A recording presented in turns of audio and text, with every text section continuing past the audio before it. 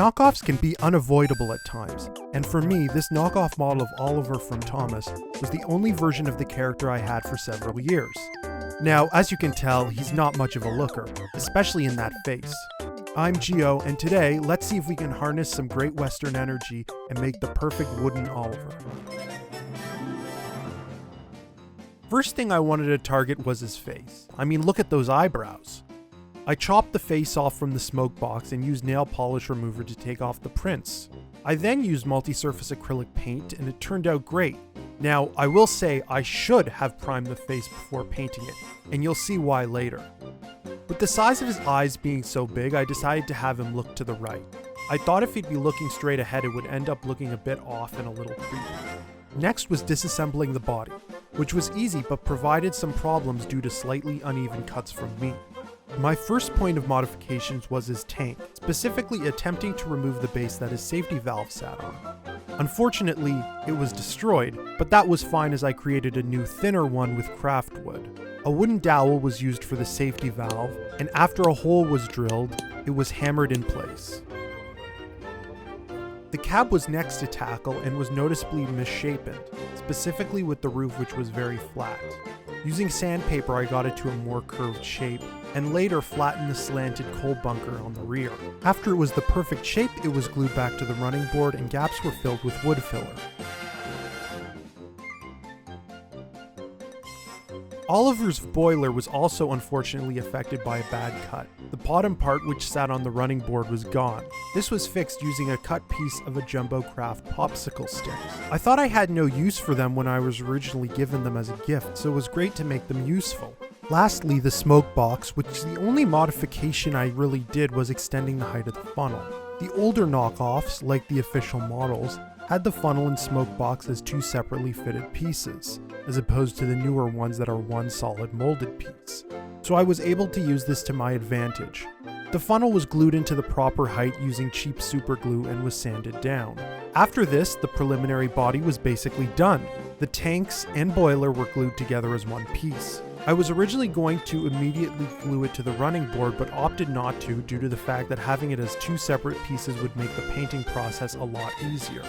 Then I moved on to his chassis. Using a hammer, I ripped out all his wheels. You may have noticed that they had some weird tan stuff on them.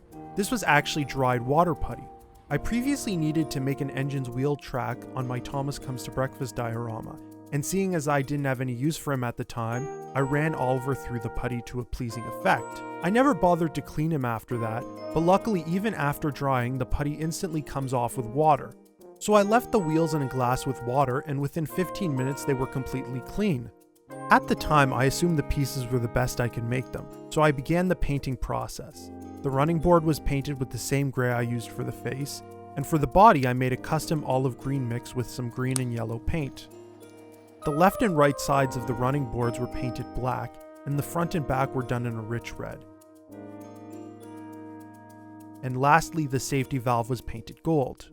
To give emphasis to Oliver's unique wheel configuration, I painted his rear wheel black.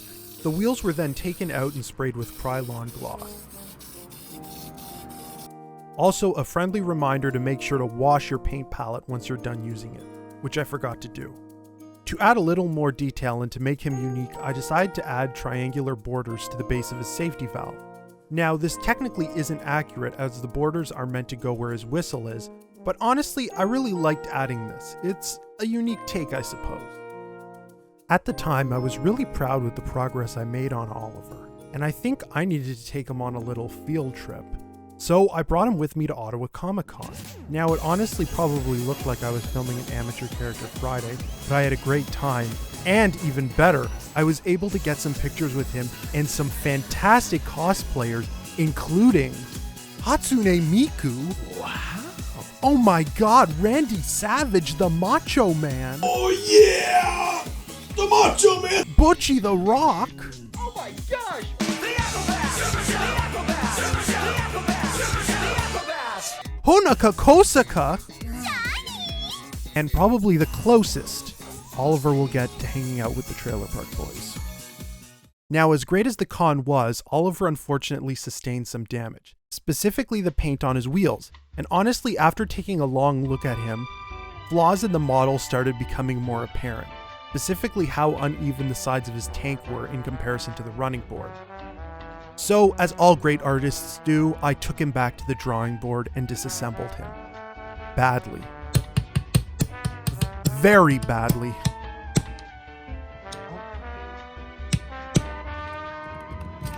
Very, very badly.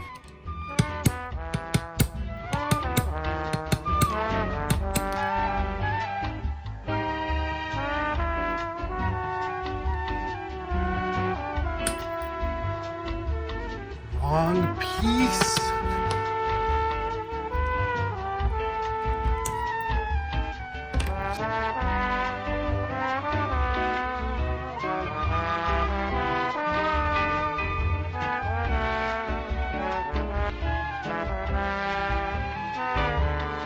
Once the tank was separate and the cab was re-glued, I added probably the most amount of wood filler that has ever been added to a piece of wood. I also noticed some imperfections in the running board and those were filled in too. The tank was then sanded to the desired even shape.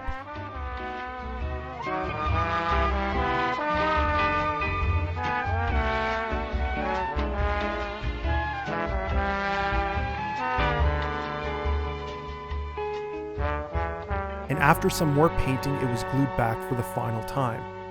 There was a slight gap, but the wood filler came to the rescue once again and saved me in my hour of need. He was looking pretty much better than before, and I was really glad that I decided to go back and modify him. And then came my favorite part of the modeling process, decals. Now, a lot of people have asked me about my process of making decals, and if you'd be interested in a video about that, leave a comment below and I'll try to make it in the future. Subscribe too so you don't miss it. I used the Season 8 reference photos when designing them. My only real struggle were these parts on his back. While making them, I didn't really have a clue what they were, but after looking at some photos of Oliver's CGI model, I assume they are meant to be lamp irons, which are basically hooks to attach a lamp. After the designs were finalized, they were printed shortly after. I had to resize the print for his rear bunker, but the tanks came out perfect. They were cut and then glued to the model. In future, I do want to try to reprint them as the green came out a lot less saturated than I wanted, but for now it was perfect.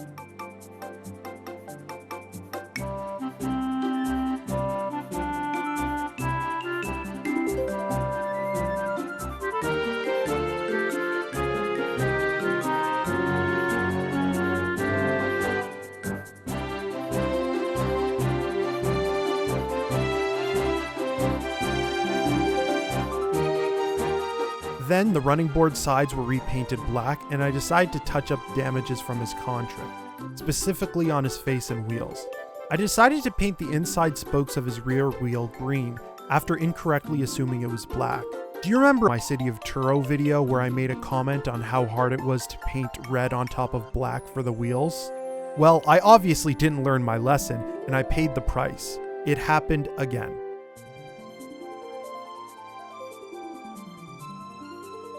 After the wheels were finished, to prevent future cracks, I opted to coat the edges with some Mod Podge, and then added some silver rims.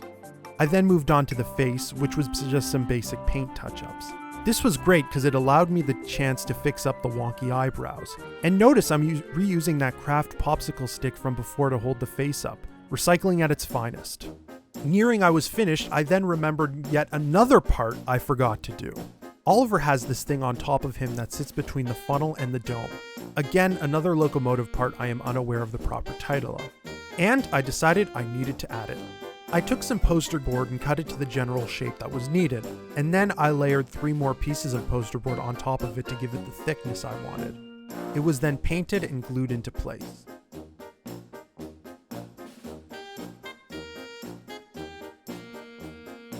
After it dried, I realized I wasn't too happy with the height of it, so I trimmed it down.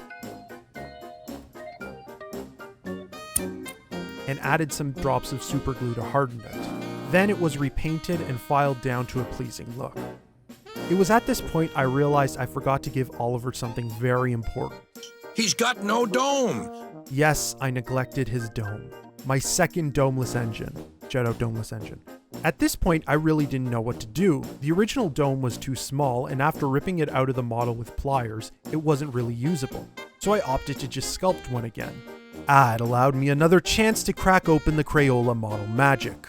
I sculpted a domey shape, got it to the size I wanted it, and it was attempting to make this basic shape with unreasonable material that made me debate whether or not I should bring a 3D printer into projects like this. It would make things a lot easier. It finally dried, but I was left with a lot of bumps and uneven areas. I attempted to file it down a bit, but due to the weakness of the clay, it made things worse as it caused it to crumple off. But it was then glued in and covered with paint. I gave it several coats as I hoped the paint would help hide some of the imperfections with the clay, which it thankfully did. And at this point he was done and ready for finishing. Since I used paper decals, I used a Krylon gloss as a finish. I wasn't too happy with the look of it, specifically on his smokebox and funnel, but it was good enough for me. The face was finished with Krylon matte. Remember that bit at the beginning where I talked about not priming the face? Yeah, well, the sealer ruined the face, basically. It immediately started cracking, and I could only watch in horror as probably my favorite part of the model literally peeled away. This is crack. It was ironic, as the face was basically the first part I started with and now was the last part to fix.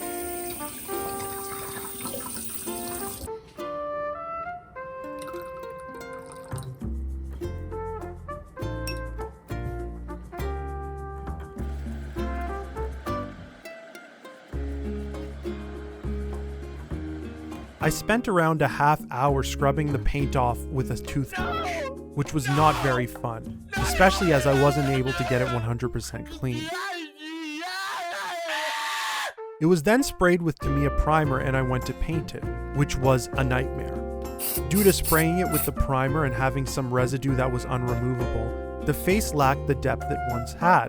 The eyes were the hardest part as I couldn't get them back to the size I wanted. Although I'm happy I was able to save it in a sense, I just look back at the original and think how much nicer it looked. And now, after what seemed like a nightmare, we can move on to the final assembly.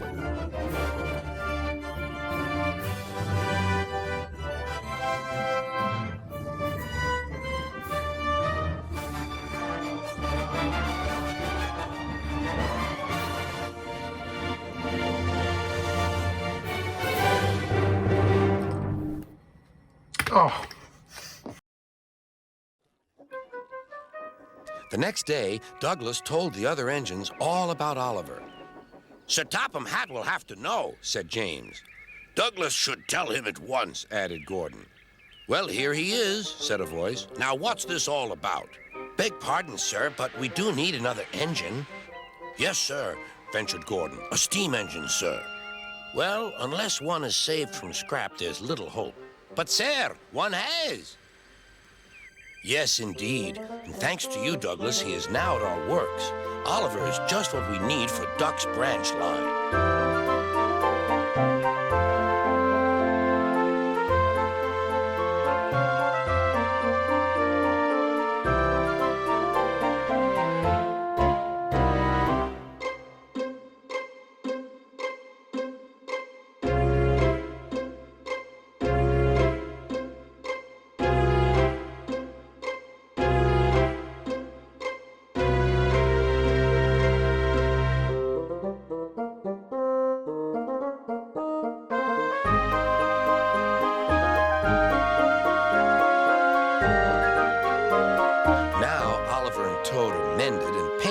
Full Great Western colors. Duck and Oliver are happy on their branch line. The others laughed at first and called it the Little Western. Duck and Oliver were delighted, and so the Little Western it will always be. Now, I will say I'm proud at what I was able to accomplish with the output, but I feel like there's still a lot of room for improvement, specifically with his width, as I feel Oliver would look a lot better if he was wider. And if I'm going to start listing things that could be fixed, the face would be number one on my list, but that's an adventure for another day. For now, he's another neat little addition to my engine fleet. But in the spirit of the Great Western, maybe Duck should be next on the modification table. Anyway, thanks for watching. I've been Geo, and make sure to subscribe, and I'll see you next time. I am beautiful in every single way. Words can't bring me down. Oh, you bring me down today?